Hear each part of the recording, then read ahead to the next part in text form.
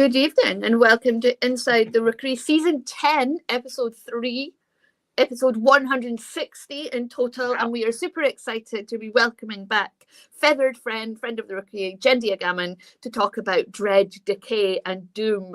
Welcome back to the stream, Jendia. We're super hyped to have you with us tonight. Thank you so much. It's so great to be back. And you guys are my favorite. Just what you are. Thanks very much. So we've got, as always, we've got lots of questions submitted on the Discord server, thanks to the patrons and Discord community. So we'll be going through those. We have people in the comments in the chat already. So please do drop your comments in, drop your questions in, and I will bring them up on the screen like this. Good evening, Mark. Hello.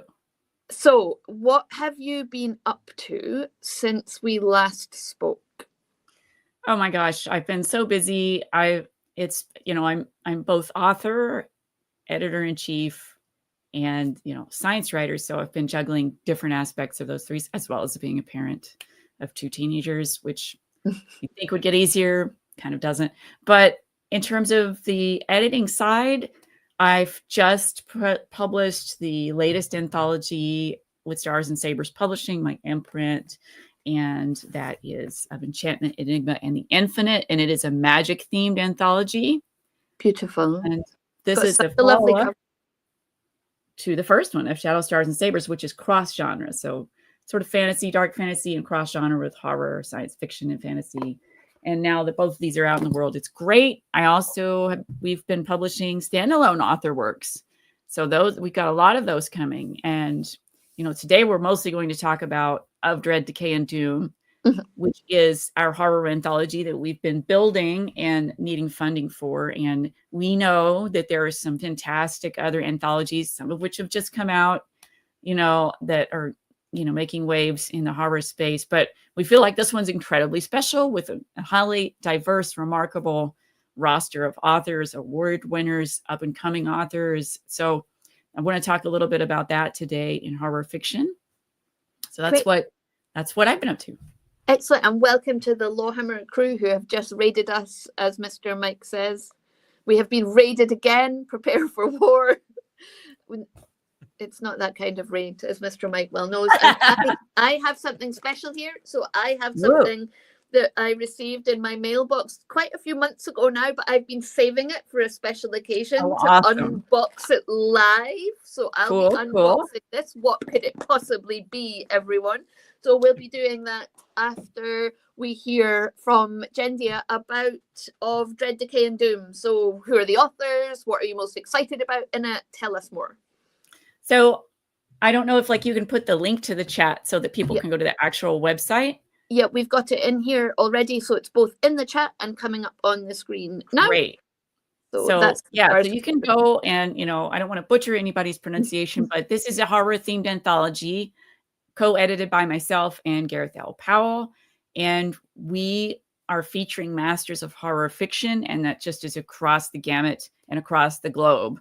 So we've got Eugen Bacon, Patrick Barb, James Bennett, Henan Bernardo, Katrina Caruth, Vincent Cava, Andrew K. Clark, P.A. Cornell, Dennis K. Crosby, Nicole Field, Alex Greckian, Casey Griffin, Stark Holborn, John Horner Jacobs, Ai Zhang, Helen Glenn Jones, Red Legault, Angela Liu, Ruth Francis Long, Jonathan Mayberry, Sarah L. Miles, Lee Murray, Cassandra Newbold, Justine Norton Kurtzen, Haley Piper, David Quantick, Eden Royce, Eric Shanower, Riley Silverman, Jogo Silva Ramos, Mark Stay, Casey Stegman, Angela Sylvain, Eugenia, I'm going to butcher this one, Triantafilo, Tim Wagoner, Callie Wallace, J.L. Warad, and potentially others if we can get this funded.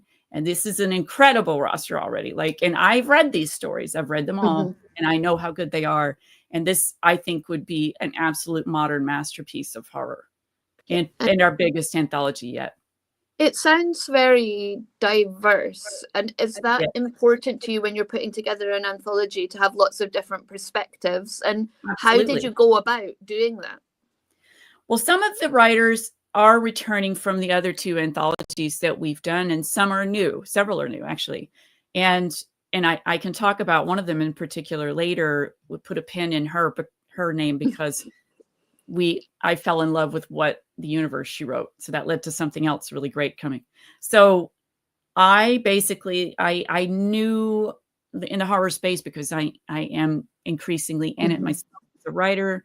I knew some great voices to ask whose work I admired. And so I automatically invited anybody who was part of the first two anthologies to return if they wanted to submit a story. And among the new authors, I just, kind of went down and picked out my faves and people who I know are just have such unique voices and perspectives, and no matter what part of the world you are from, no matter what your background is, or even your experience level, because some of these are newer writers who are emerging. Some are Bram Stoker winners, some are Hugo winners, so there's an Emmy winner. Like, this is a broad spectrum, diverse voices, queer voices, people of color, people who need their voices heard. And horror, to me, is an astoundingly incredible genre to let your voice be heard, to be empowered, to face what scares you and come out of it stronger. I really enjoyed Atacama, so that's your horror and sci-fi thriller. Now, I had the privilege of receiving a proof copy, which I read, like I devoured it literally in one sitting. In the bath, as I often like to read in the bath.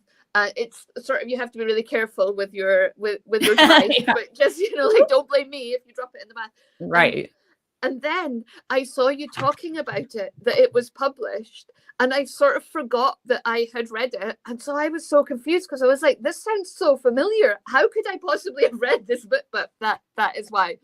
And so I really enjoyed it. I thought it was a really great mix of horror and sci-fi, a really great set of characters as well. And it came out of this. Yes. Yeah.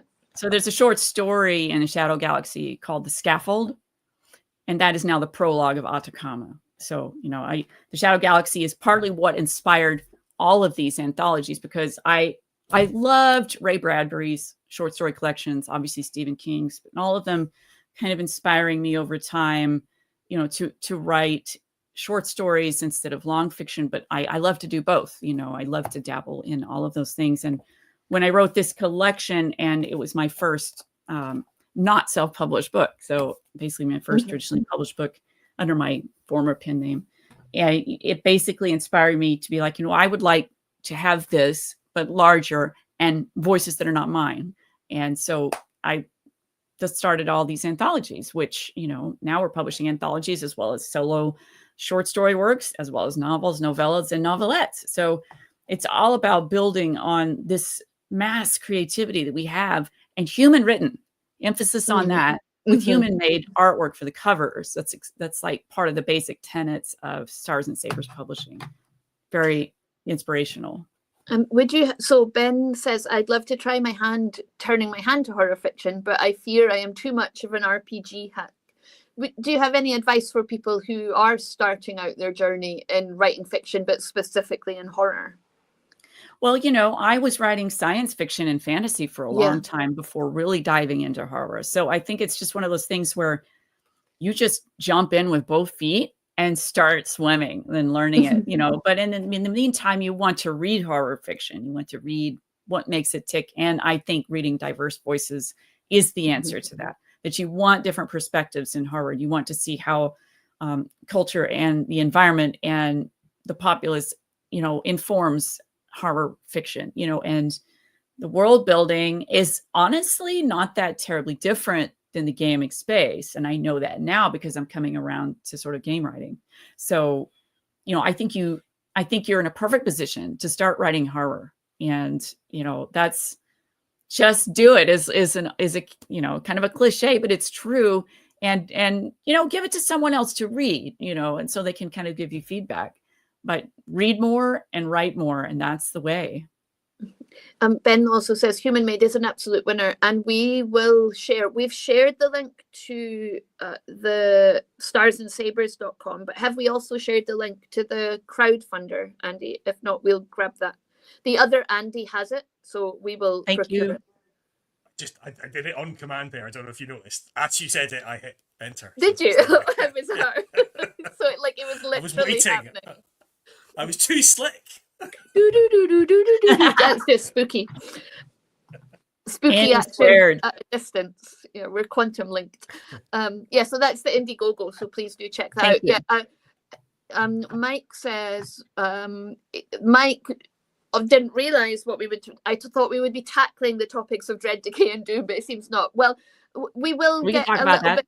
We can talk a little bit more about that, so we definitely can get into that. And then Mike also said, do we have, I think, do you mean conflicting, not constricting perspectives? Seeing how people disagree on things, I find is very fascinating. On that, so that popped a question into my head, which is, how do you choose the order in the anthologies? Do you That's a really good question. Like the contrast?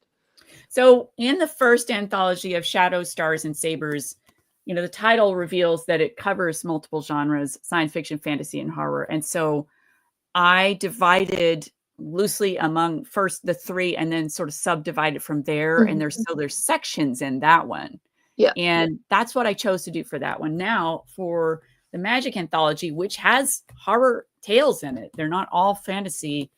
There was not a subsection, there was a blend. There was a discrete sort of flow to it. And I didn't want that to be too heavy-handed for this one. And, you know, as I go through of Dread, Decay, and Doom, and if we can get it funded and we move forward, then I put the pieces together. And so some of it, it's kind of like a DJ set, right? Where you're picking how something flows into the next song, into the next track. That's kind of how I roll with this.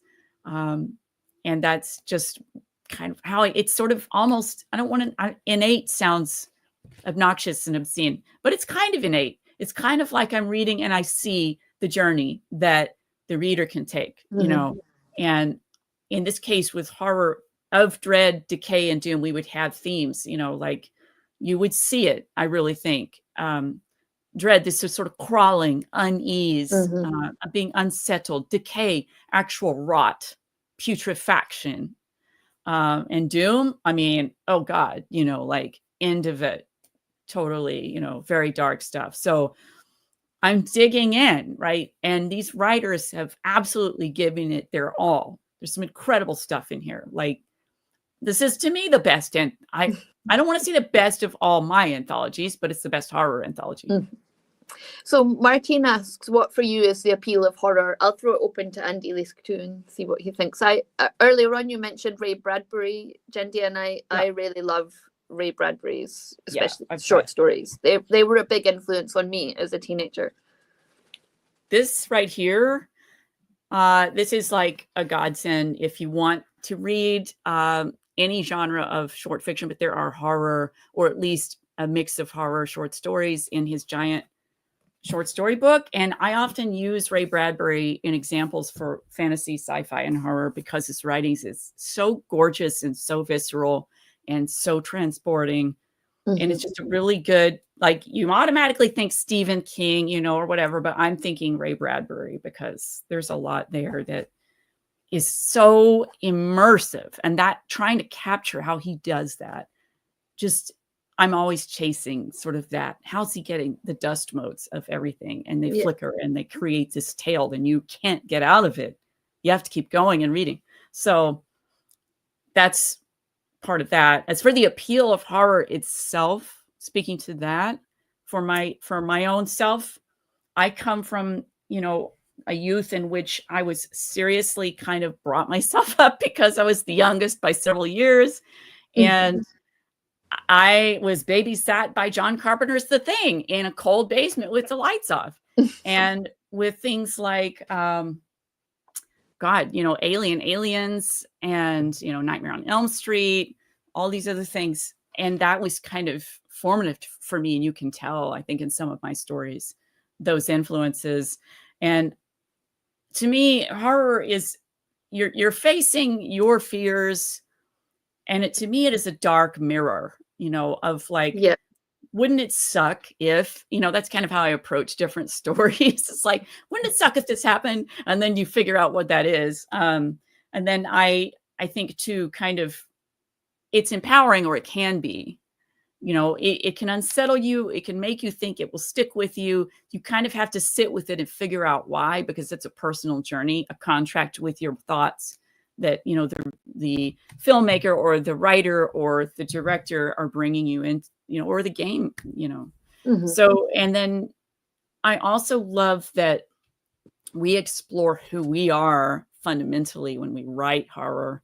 We're digging into deep things. I have a novella coming out August next year called Godfestation. It's an Appalachian weird horror novella. And to me, that was digging in deep to my own fears, my own grief and anger, as well as Appalachian legends and new monsters and gods potentially. So it's exploratory and it's empowering. I think that when we live in a world in which there's only so many things we can control, horror kind of gives us the opportunity to explore control from different angles. And I also like to talk about, and I've given workshops on this, ecology in horror. So if we want to talk about that a little bit, I could talk about that. Yeah, well, I was going to raise that because of I feel we've got a connection, the Appalachian Scotland connection, not just because my of ancestry. all the people, your ancestry, because of all your ancestors that moved over, but also the spine of the Scottish mountains and the Appalachian mountains being joined at one time. And that, even talking about that, actually sends shivers down my spine. And I think there's something in the vastness of nature that lends itself really well to horror. Absolutely. And yeah, I would like, if I was to write something, that's what I would want to explore, is the vastness of time compared to the teensy tininess of our experiences.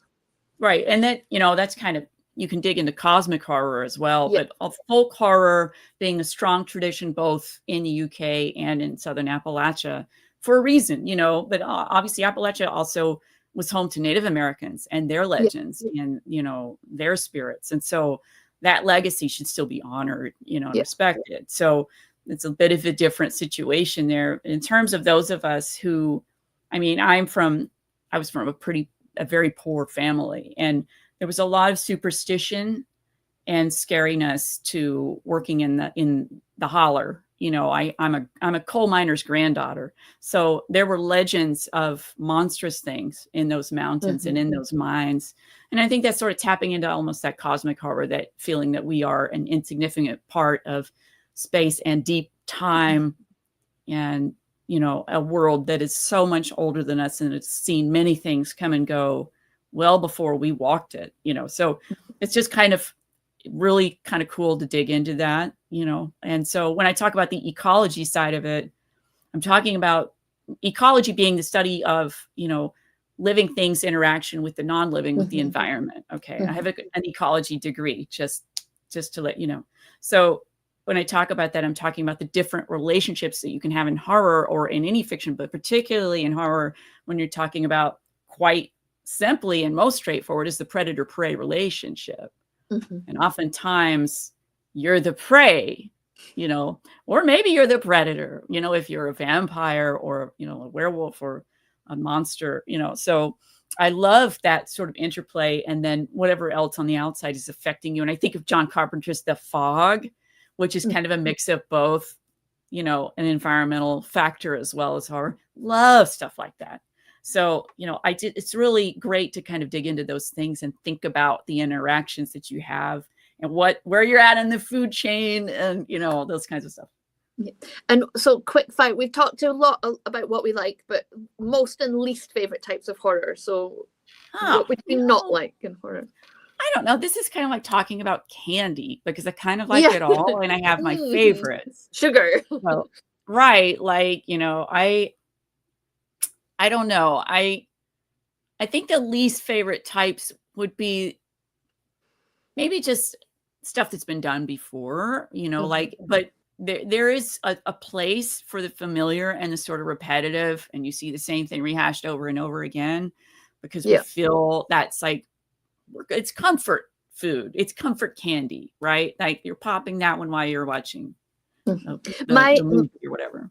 My least favorite, it's not really a book, a written genre of horror so much, simply because it relies on visual disgust, but is like body horror, like that kind of Saw type film. Yeah. I just hate that.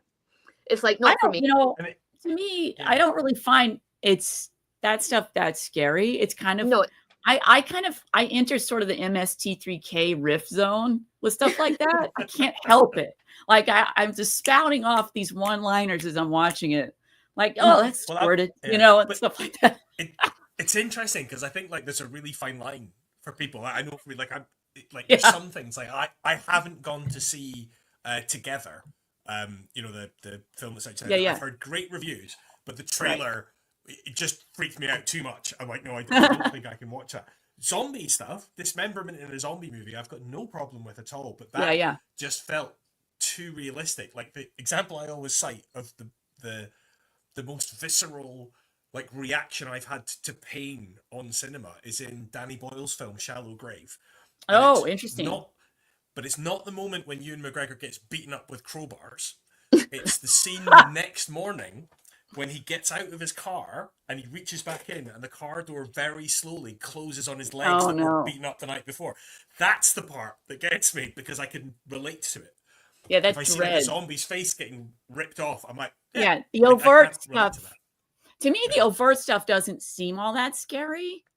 It's the stuff that creeps in the cracks and you're like, oh, or that makes you question who and what you are, which The Thing did for me at a very early age. And it also made me think about genetics, which I did study in part of science. And, you know, to me, The Thing felt plausible. It still does on some level. Like, this is exactly how this would go down, you know, like, and that's sort of who goes there. Obviously, the source material is just, you know, and then that material was more of a telepathy thing. The Thing was more telepathic, which is even more disturbing, you know, when you think about that. Like, and I feel like right now, so, you know, like when we talk about the current set of horror, I'm liking that it's getting really experimental, but I think there's some aspects of folk horror that get on my nerves. I love folk horror just because I'm Southern Appalachian by birth, but I think sometimes it gets a little hokey that like, I get where they're trying to be spooky, but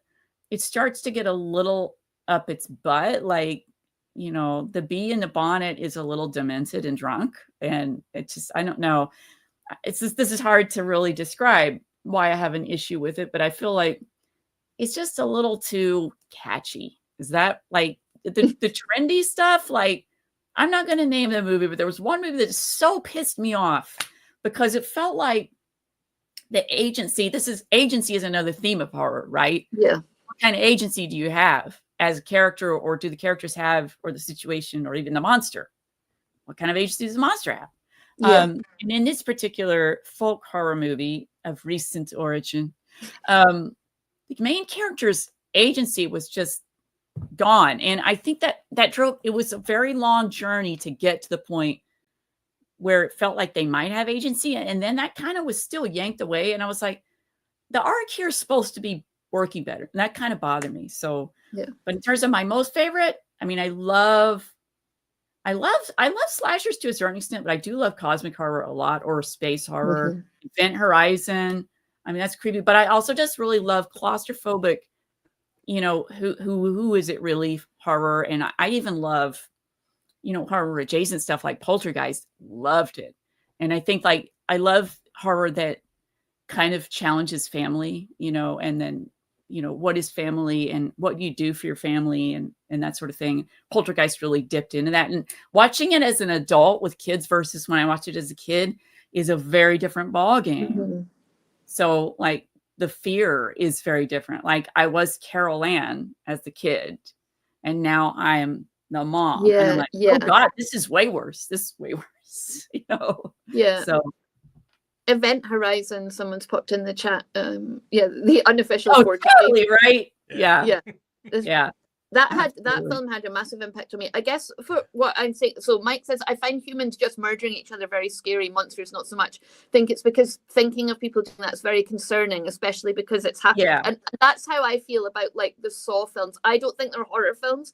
I think they're just like murder, violence, porn films, and they don't have much to say. Right. They don't have any like clever message to tell you about yourself, and I just find them really intellectually poor and horrible to watch. Like I just don't want to watch them. Yeah, I don't like exploitative kind of stuff where it's just titillation. It's not really my vibe. I'm not really into that. Yeah. Okay, so what do you think are the essential elements to include in a horror story, or flip the genre conventions to be broken? It's so unique to each author, and I keep an open mind when I read each submission that I get. But I mean, as with any story, whether it's whatever the genre is, it has to grab me either quickly or as it flows, it has to build to something that then that slow burn is essential, right? So it's so subjective as an editor, as a reader, as the contract you're making with your mind and reading this. But I mean, I want to see how a writer is challenged by writing that story. I want to see the individuality of it. If it's something so generic that anybody could have written it, I'm not interested in that. I'm interested in what can only you write. Like, you wrote this. Nobody else could have. That is what I always want to see, that it is your fingerprint, your DNA in that story. And I can tell when I read them, when it's personal, when you're digging into something. And it can be really serious. It can be super campy. Like, I have a story by one author in this anthology that is just kind of laugh out loud, over the top. And that is so who that author is. Like, you can't separate him from that story. It's 10,000% him, right? And that's what I love. So in terms of conventions, you know what? I'm a genre blender. Break them all. Just throw them out, and then, have some fun. I mean, I want to see you have fun. I want to read something that I'm like, oh God, this is disgusting, or this is super creepy, or this is hilariously dark, or wow, my God, I'm going to be thinking about this one for days, because it's so deeply personal and unsettling, So those are just kind of some things. Like, I want writers to have fun writing. Otherwise, why do it? Yeah. And is there anything, so Martine and us, what do you look for when editing a horror story? Is there anything you look for when editing a horror story that you wouldn't with another anthology, or is it agnostic? I have guidelines, so you got to follow the guidelines, and I'm looking for certain things. I'm looking for a removal of some other things. And this is very specific to each anthology. Each one has specific guidelines, and that could change because, if I go forward and I do the Grimdark anthology that we have planned, I have a very different set of, requirements for that. And a lot of it has to do with agency and with exploitation, because when I'm editing a horror story, first of all, I'm reading the submissions, right? Yeah. The story has to feel cohesive. It has to make sense. I have to feel unsettled on some level, or at least know that somebody reading it can be, even if it doesn't freak me out. Sometimes I'll pass it to another of our editors and they'll be like, oh my God, yeah, that's totally scary. And so, because I don't want to limit things too much with my own perspective. So I like to have multiple editors. So reading it, I've done that with several stories where I'm like, can you guys read this and let me know what you think? And if they're like, oh my God, yes. Or if we're all on the fence and we're like, well, let's go back to the author and give them this chance. Because I don't want to be like, unless you totally botch the submission, I'm going to go back and say, hey, you know what, can we work with this? Can you adjust this and resubmit? If it's something completely off, we'll just say, yeah, this one doesn't really work for us. And again, it's just guidelines and whether it, I think, is representative of their strengths too, honestly, because, if I occasionally, and it's very rare to be honest, get a short story from someone who had already sent a story and it was very strong, and then I get another one, I can kind of tell something wasn't right with their writing it. And I know that because I'm a writer too. And I can kind of tell when somebody wasn't really feeling it. They were just getting it done. So then I reach back out and say, hey, how about we work with this a little bit and you could resubmit. You got time. We'll make time for you. And I try to be pretty open. But if you blow the submission guidelines, no, you can't do that. Okay. Yeah. So Roderick asks, horror is obviously rooted in our fears. Are there any types of horror that you think should be retired? I'm thinking of Lovecraft and his obsession with lineage, for example. Yeah, like the heavily tropey. There's, everybody has different tastes. I'm kind of the same opinion. Like I love the concept of cosmic horror, but that guy's style is not my cup of tea. So, I'm in agreement on that one, but I just feel like what are you saying in the story? If you're not saying anything that has never been said before, that is not unique, we don't need to see it again because it's been done a million times. And that's just kind of just like rote, generic horror. And I don't really like that. And I feel too like one thing that kind of frustrates me, and I understand from a marketing standpoint, I was talking a little bit about it earlier, when, you have, say, like a franchise that just keeps going. I'm like, guys, okay, we get it. Can we please have some new voices and new stories? And then we have a whole new universes that we can be scared in. This is one reason I'm happy to see things like Jordan Peele's films coming along. I'm happy to see underrepresented voices writing things. Stephen Graham Jones, everybody in the space, like Ai Zhang's works, like these are unique. And I want to see more of that. I want to see what's everybody got, not just the same thing spinning off forever and ever. We have of course, Mr. Mike always has to put in a Horus Heresy question from 40k. So nearly forgotten a scale of Jendia to Gammon, how much of a horror story is the Horus Heresy in the beginning with Samus and Chaos? I think it does well, but later on it's just more aura farming chaos. I'm not sure how much. I think that or the Horus Heresy has the potential to be more of a horror story than it actually is played out. I think Andy would probably agree with me on that. Yeah, I think the mechanics and the realities of running a tabletop war game where you're trying to sell toy soldiers to children means the horror of anything Games Workshop does is inevitably slightly watered down. It can exist there, and I think that's why the role-play games often go to the horror themes more, because that's a slightly older crew, and you can get away with that. There's the barrier of you have to read the books in order to, Yeah, well said. Yep. It's pretty much, I agree. Right, we've done that one. So you mentioned, I'm glad you mentioned music earlier, because I'm asking, what music playlist would you recommend for each anthology? Oh gosh. I would have to make them because I'm very picky about that. But then again, I kind of feel like if you're reading these and a song comes to your mind, run with it. I haven't made specific playlists for each of them. I think we need to do that, Jendia. I think so. I think that would be great. And I know every writer would have a specific song in mind, because I have a feeling that music is intersecting a lot of these stories. And I don't know for sure, but I suspect that's the case. And I think that would be a blast to kind of reach out and say, what song were you thinking, or what, that would be really cool. I think if people are looking for good music to go with horror, I can highly recommend the choir director and composer Eric Whittaker. My youngest, one of the interns, was performing in a concert of his music last night, and Hurt, the Nine Inch Nails cover that he's done. Eric Whittaker is a master of dissonant harmony.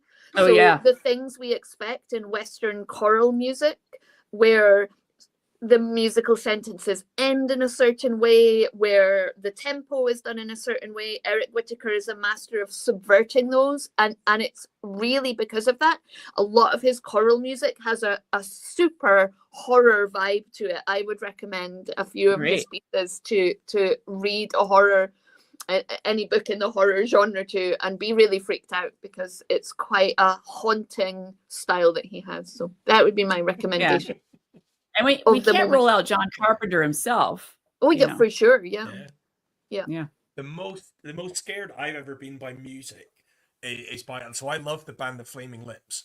And I'm a huge fan of them. but their album, I'm now blanking on it. I think it's called The Terror, that came out, and it's a great album. But the day it came out, I happened to be very ill and like feverish. Oh But I God. had to leave the house to go and buy medicine, and I thought I'm gonna walk because that'll make me feel better, which was a stupid idea. And I thought, and I'll listen to this new Flaming Lips album that's just come out today as I'm walking down. And it's a bit trippy and sinister anyway. But then what really messed with me is it has a secret final track, which is the entire I love album those. again.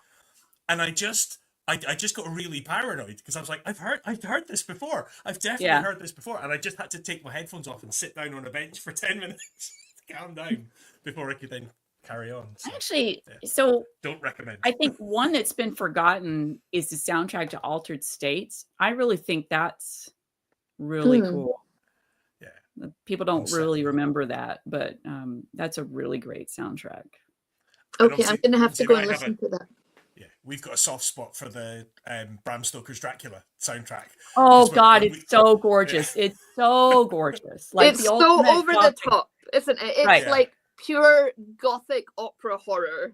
I know it's pure, dark fantasy mixed with gothic horror, mixed with romance. Like it's just got it all, really. I love it. But to be honest with you too, let's be real, the Lost Boys soundtrack kicks ass. That is an amazing soundtrack. Highly recommended. And that actually has some things in it that I was going to say I think are important in a horror soundtrack, because a lot of people are bringing in the chat things like death metal, black metal, industrial, and to me, yes, but also sometimes that's too obvious for horror. And what the Lost Boys soundtrack does is it takes some like popular sort, like People Are Strange, and just in excess, which you knew anyway, and adds another layer of horror to that film for me. I love the Lost Boys. It's Andy Law's favorite film. He's probably seen it, I don't know, a million times by now. I have to say, I saw it first run with a bunch of gals my age, and I was just instantly obsessed. But let's not rule out too sci-fi horror, like obviously John Gareth's in the chat there, Jendia, Blade Runner. I actually think Alien, the first movie, the Alien soundtrack, that's sort of like the plonking, and then the instrumental music, and then the build, like masterpiece. The first Alien movie soundtrack is a masterpiece. A lot of it is context as well, isn't it? Because even like the little, that's true on all soundtracks. In Labyrinth, right? You remind me of the baby. Oh yeah. Like as a kid, I found the potential infinite loop of that song really unsettling. Like the fact that Legend is another one. Yeah. Legend is another one. There's a few tracks that sort of make you feel on edge because of what's happening and what happens to Lily. Which is of course a gothic horror fantasy for a lot of gals. I also think Never Let Me Go, the fact that in the book the reader can never hear the song freaks me out. So again, one of the interns wrote their dissertation on that thanks to the recommendation of Andy Leask for the book, but she picked what she wanted to talk about, and that was the song itself as an important device. It's the name of the book, and how it exists on so many levels. It exists as the name of the book, it exists in the book, the lyrics to exist, but fundamentally the song itself doesn't exist, and it freaks me out thinking about it. I don't know why. Oh, another really good song, like in The Last of Us, you made me think of Depeche Mode, Never Let Me Down Again. And I feel like, end of the world scenarios and trying to count on each other, even that song, which had been out for decades, like just the use of it and the flipping it around. But, even like, and this is sort of like Stephen King vibe, where you might have like a 50s song that's ironically played along, and you're like, ew, I'm never going to hear that one the same way again, like that film Jeepers Creepers, where they have the song like Jeepers Creepers, where'd you get those peepers? Like creepy as anything. Right. Homework is to go, if you like Depeche Mode, just to go and listen to Eric Whittaker's version of Enjoy the Silence, because it's amazing. If we're talking cosmic horror soundtrack, That's what I would recommend. So Ben says, I know that in writing horror scenarios, my knowledge of the sciences has been essential. Have you found your role as a science writer has aided you with your fiction work? I would say yes, and not only from the science writing, but from the background, the education, and the work experience of having worked in science, and including bench science as well as clinical research. So I've had kind of two different arms. But yeah, when I was actively doing a lot of science articles all the time, I would come across things that made me start to spin out stories, and a lot of those had to do with interactions, but also in terms of technology, and right now, of course, we're facing quite the maelstrom of tech and its effects on us.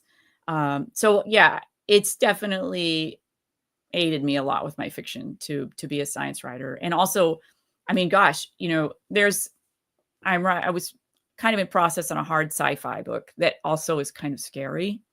And when you're a science writer, you become second nature to either go through journal articles, like science journal articles, or to reach out to the experts, and they want you to, so I actually met with a black hole researcher at Caltech over this one scenario. And that could be a quite disturbing scenario. And I wanted to know am I on track here with the science? So there's a lot, it's not a box that limits you. It actually opens up a lot more potential, some of which are quite scary, So yeah, it absolutely has helped.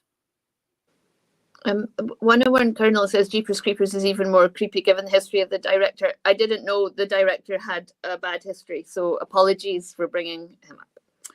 We'll leave it at that. I'm gonna do this now. Oh yeah. And what's in here? It arrived. It's beautifully sent from California. I wonder from who. Woo! Lovely compostable envelope. Oh yeah, I need to get more of those. Those are cool. There's so many layers to unwrap. It's like parchment. I love a good packaging. What can I say? I always switch up the wrapping for each one. A personal card for Lindsay and Andy, and some. Oh, I'm resisting the mum urging me to open this really carefully so I can reuse the wrapping paper because I really like it. Relatable. Yeah. There will be more. Oh, and I'm planning, if we can get this anthology funded, I'm going to have some really awesome wrapping paper. Look, it's beautiful. So beautiful. That's the most beautiful tissue paper I've ever seen. I just am a diva with beautiful things. And here we go. Oh, yay. Oh, it's so awesome to see you unbox that live. That's so great. That's been waiting to be unboxed for quite a long time now. Yeah, you've got more patience than I have. Mine was like open the second it arrived. Shredded. And a beautiful thank you card from Stars and Sabres Publishing, which is a lovely card, by the way. Yeah, it's interesting. Like I now make handmade bookmarks. Like I'm an artist too on the side. Nice. Yeah. And so I've been making some bespoke bookmarks so that no two are alike out of mixed media. So that would be another treasure, or even potentially larger pieces of art for contributors. And I'm also starting to make T-shirts and other things. Nice. So. Because I really love, I've said before how much I love the covers of each anthology. I think they they go so well together. They're so beautiful but contrasting. Yeah, look at them on the screen together. So yeah, this one is purple and copper, and then of Shadow Stars and Sabres is blue and gold, and then of Dread, Decay, and Doom, I don't know if we could put the picture in the chat and a larger version or not, but it's this gorgeous red with horror elements like a hellmouth and skulls and all kinds of great stuff. But it's linked, you can go to the website and look at it up close. Same artist, Niall C. Grant, and he's just killed it. It's got, orange and black and red and silver elements. It's a great cover. We're proud of it. So let's make it happen. I agree. I have too many bookmarks. So yes, I also tailor them. I tailor them per book, so they kind of go with the books, So it's a lot of fun. Thank you. There's the link on the. There's the link to the cover. See the cover. So here's let's go into the so Roderick asks, what are some good examples of fridge horror that you know of, and is post-story revelation something for a horror creator to aspire to? And Roderick, did he actually add this for me, or did you write that for me? No, he did. He did add it for you. Yeah, Roderick adds info link for Lindsay. I never know what the tropes and stuff are. I have also, if you would like, I've gone and read it so I can explain, if that would be useful for people. Yes, please do. Please do. So it's the same idea as like fridge logic, which is what Edgar Wright calls popcorn logic, which is the idea of a thing kind of makes sense, and then as you're walking out of the movie theater, you're like, oh, wait a second, what happened after? I've got a really good example. Yeah. So fridge horror is like that, but horror. So something that you don't realize it's horror when you're watching it, but then you think about it and you're like, oh my God, and the nightmare fuel comes at that point. Right. I think Jacob's Ladder is a really good example of fridge horror. Jacob's Ladder was one of those that I was young, I was watching it, and it was very disturbing. I didn't quite get it. And then later I was like, oh my God, and so I still think of that, So Jacob's Ladder is my I don't favorite. think I've seen Jacob's Ladder. Oh my God. I'm not saying nothing, people. Spoil nothing. Okay. You gotta. Yeah. I think an interesting one for me is because obviously we all know that Alien is a great like sci-fi horror and is definitely a horror, and obviously Aliens is a very different film and it's very action. Film, but I actually think like the world building of Aliens is, if anything, more horrific than an Alien, especially with Weyland-Yutani. Yeah, it's that corporate dystopia, that fact of humans. It's not just that one ship. It's actually everybody in this world doesn't really have any importance, and they all belong to the corporations. And that's kind of bleak. And I'm quite. I know not everybody's liking the TV show that's on just now, but I'm quite enjoying it because it's exploring that side of things. It's exploring humanity and basically corporate dystopia. We're our own worst enemies. Turns out that's my job. Yeah, it's like, Berg, I don't know which species is worse. You don't see them each over goddamn percentage. Yeah. So, and as I watched Aliens so many times, I had it completely memorized as a young teen and annoyed the crap out of all my friends. But I also forced them to watch it and scared the daylights out of them, which was totally worth it. So, I can't really think of any. There was one recently that I had a revelation, and I said to Andy Lawn, he was like, I never looked at it like that, but can't remember what it was. I think for me, it's more been going back to things as an adult who has children and watching things that as a kid, I was just absolutely whatever. They really hit you harder. Yes, they do. I mean, one example, and it's a film that you haven't watched, Lindsay, which doesn't really narrow it down because there's a lot of those. But that whole thing about why Eric Stoltz got recast on Back to the Future was because he viewed that in a sort of fridge horror kind of way. And that he's like, it's awful because, the spoilers would be for bad. a 40-year-old movie. But because the timeline gets rewritten at the end, he's like, well, what happened to the family that we met at the beginning? Like, they've gone. That's an existential horror. So I got kind of the show Dark. I have multiple. I was really digging the first few seasons, and that one is kind of playing sci-fi most of the time, but it to me has a horror element. And I came out of finishing it going, ooh, I don't know, man. Like that's actually pretty disturbing. Is that the German? Is that the German one? Yeah, and it's kind of a similar situation to Back to the Future, where you're like, wait a minute, I've only watched 2 episodes of it, so don't spoil it for me. But I need to go back and finish it off. And I suppose in fiction, like particularly in longer fiction, like in novel, like it's not so much it's more the writer does that to the reader deliberately, like you hide the horror until the horror is right. I think a good example that I teach the kids in school is obviously The Giver by Lois Lowry. That world that seems like a utopia at first, it seems lovely. Yeah. And then the more you find out about how it's sustained like that, the more horrific it becomes. And then you find out what they've lost and the cost of that. And it becomes this awful place that you would never want to live.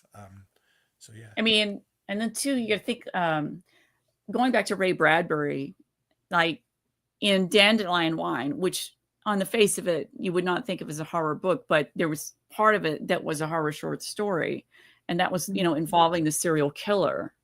And so that's like going on in the background of this sort of idyllic, small town atmosphere, which, was very nostalgic and all this. But like coming out of that later, you're thinking, wait a minute, that's pretty spooky. It's kind of Twin Peaks-ish. And that's another example to me of fridge horror, like thinking about, you have the obvious of like this awful situation, but what's behind it is this more vast, unfeeling, uncaring entity, situation released upon the earth, which of course Twin Peaks: The Return kind of overtly says where that splits open. But and those kinds of things, just those unsettle me more thinking about them now, coming out of it going, that's actually pretty scary, because especially at the end of Twin Peaks: The Return, honest to God, that was one of the scariest endings you could ever possibly have. If you've not seen it, you need to see it. It is a masterpiece to watch the whole thing through. There's a lot of horror elements in it, but basically what it's saying at the very, very end of it all is pretty freaking disturbing. It's pretty horrific. And it's kind of involving an abominable situation. It's really quite disturbing. So, yeah. 101 Colonel says the same for Blade Runner, presumably as Alien. I think they're set in the same universe, aren't they? The Nostromos could come Ridley back. Scott has sort of said that they are whatever. But we don't believe him. Well, I don't think they were intent when he wrote the first two. They weren't intended to be. Yeah, sort of retcon. There's a similar aesthetic, and as it's gone on, people are increasingly so there are in the TV show. In fact, there are Blade Runner Easter eggs deliberately. Yeah. So Fahrenheit 451 is agreed in its own way. Yeah. Anytime something cultural's been destroyed. I think I'd call Pontypool as a sort of fridge horror pretending to be a zombie film. What I found was World War Z. I find that horrific because it's a pandemic film pretending to be a zombie film. And there are parts of it where, and I know that the film is really different to the book, but there's one particular bit in it where someone says to the guy that is played by Brad Pitt, like, don't worry, your family will be okay. They're in a refugee camp. And he just turns to the person and looks at them and says, then they won't be okay. And it was the most horrific part of that film because it spoke directly to like real world, like refugees of war. Yeah. And I think it's an excellent example of a pandemic film. I've heard lots of people have told me too. That World War Z as the book is far superior, and I do need to get around to reading it. Right. We've got a few, so we've done fridge horror. There's a horror renaissance in cinema right now. Why is horror so popular in 2025? And have you seen Weapons? I have not seen Weapons yet. I haven't seen anything at the theater in a few months. So it is on my list to see and really want to see it. And I want to see Sinners, and I haven't seen Sinners yet. And that's on my list. So I just know I'm going to see both because obviously. I really want to see Sinners. I'm really... It's my film of the year, Sinners. I can't wait to see it. Yeah, it's just like forward to it. Scheduling and money and all this, right? So I was kind of... If you're seeing it at home and not in the cinema, do your best to turn the volume up as loud as possible because the music is so important in that. Yeah, that's what I've heard. Yeah. Which, as we were talking, music is so great. And I'm ready to kind of like immerse myself in it and not be influenced by anybody talking about it because I just want to have that personal connection with it, which was, And I knew and will share nothing of the plot when I went in, and I think I enjoyed it. I kind of know, but so the horror renaissance in cinema is also happening in fiction, and in print. And I think, we have faced some incredibly unprecedented times of monstrous upheaval, not once, not twice, not even, again and again and again for the last 5 years, especially. Obviously, we had a pandemic, but at the same time, we've got a technological revolution. We've got upheaval around the globe. And, we're facing a lot of crises of like, who are we? And can we even have work? Is AI going to steal everything? Because to be honest with you, I mean, I've lost work because of AI from the science writing, and I'm starting to see the threat for, you know, art and creative writing from it. And then everybody's saying, oh, well, you know, at least tech guys saying, oh, you know, use it, it'll be a tool. And I'm like, what is that, a projection statement?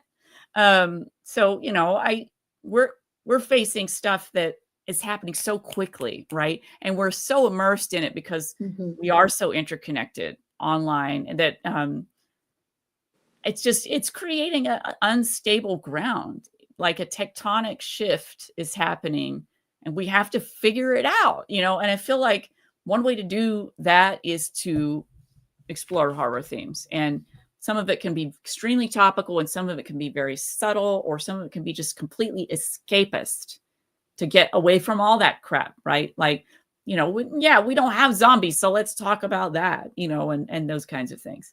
So, or big monsters, you know. But it's a really, I think it's offering an opportunity that we have a lot of platforms we didn't used to have. We have a lot of small, you know, short films are more prevalent now. I think that it's just, even though there's a challenge with the film industry currently, there's also a lot more opportunity. And I think that we're just really seeing that start to ripple outward. I think it's great that we can deal with our current traumas, that we can explore all those things within ourselves or in our society by using horror, however overtly or subtly we choose to do that. It's a powerful medium. Yeah, and Ben, earlier on in the chat, I just didn't pull the comment on, it mentioned there's a fair amount of research on the ways in which people with complex trauma use horror as a tool for dealing with trauma. Right. So when you get all this instability. Absolutely. Yeah, you know, like when I was talking about my book, Godfestation, coming out next year, I mean, it's as close to being autobiographical as anything I've ever written in longer form. And it's deliberately dealing with grief. You know, the death of my father, you know, is throughout everything I've written since 2020. But then the death of my mother 3 years later, earth shattering, you know, completely upending. Like, Elvis has left the building, you know, like the dynamics that my siblings and I dealt with. And, you know, growing up in the South and almost a Gothic horror situation among our family, going back generations, and what they had to deal with. You know, I'm dealing with that trauma, that grief, that intense questioning of, like, when they're gone, who are you anymore? And I was writing for them. And when they were gone, I was like, well, now who am I doing this for? You know, because I just realized, like, the wheels just came off, and I had to figure out, I had to dig in. And, you know, I had nightmares. Atacama gave me nightmares. I was processing trauma in the workplace from that one, from when I worked in research. Yeah. You know, and because a lot of it is set in an academic research setting. And so it's absolutely digging into deeply personal, but also just general things of being like, well, now what? You know, now what? And that now what is quite scary. So this is how we're dealing with it. Yeah. I think Mr. Mike says, to be fair, AI is very helpful in chemistry. It can give you, AI can do lots of things as a tool. But I think what's interesting about AI in the horror space is exactly what you said, Jendia, which is if it's like industrialization and you go from needing 20 men in the fields to one combine harvester, what happens to those men in the fields? What jobs do they have? Right. Where do they go? You know, they mass migrate to the 18th century, the cities in the 19th century, and then we're faced with child poverty and child labor, etc., etc. Like, that is the challenge for the 21st century again. And we need to learn from what happened in the past. So, well, and then too, we have climate horror, because let's face it, like, we are in a very volatile era for that. So all of this is happening at the same time, like, and it's a lot. It's a lot. So taking back some power by writing horror is a strategy that may work for you. Yeah. Absolutely. Well, on that note, we will share, there is the link, the Indiegogo link. Please do go and check it out. I know we've had a few people who have backed during the stream, so thank you so much for that. And yeah, thank you for coming on again, Jendia. It's always a pleasure to have you on. And we always get the bonus of Gareth in the chat when you're on the stream, and vice versa. When Gareth's in the show, you're in the chat. So yeah. thank you so much. Wish you all the best with it. And thanks a lot. We've just got like one more week and that's it. Yeah. So any shares of the link? Tell your somebody friends. loves horror. Share it everywhere with people who love horror and people who you think need more horror in their life. Thank you so much for everybody joining in too. Thank you. And as always, thank you so much to our patrons who keep the stream beautifully ad-free. Thank you to everyone in the Discord community who pre-submitted the questions. And thanks to you all in the chat. Until next time, I will say good night and caw-caw, caw-caw. See you soon. Caw-caw. Caw-caw.